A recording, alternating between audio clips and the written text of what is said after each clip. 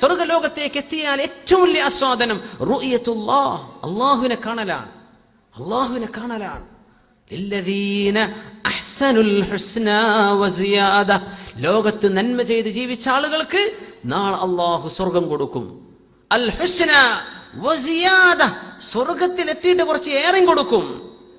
കാരണം സ്വർഗ്ഗത്തിന്റെ ജുസ്ഇന്റെ ഭാഗമല്ല അല്ലാഹു തആല, നിങ്ങൾക്ക് സ്വർഗ്ഗവും അതിലേറെയും തരും. ആ ഏറെ എന്ന് പറഞ്ഞത് റുഅയത്തുല്ലാഹ്, അല്ലാഹുവിനെ കാണാനുള്ള ഭാഗ്യമാണ്. യറാഹുൽ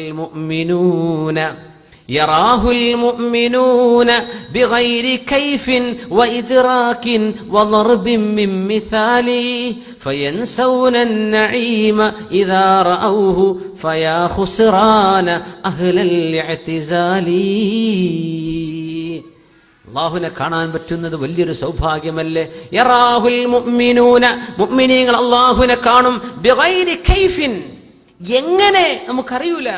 വഇദ്റാകിൻ, എന്താണ് അല്ലാഹു, അതൊന്നും നമുക്കറിയുന്നില്ല.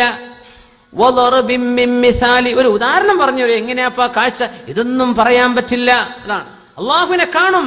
എങ്ങനെ? വൽ കൈഫ മജ്ഹൂലുൻ വൽ ഈമാനു ബിഹി വാജിബ്, അത് വിശ്വസിക്കൽ നിർബന്ധാണ്.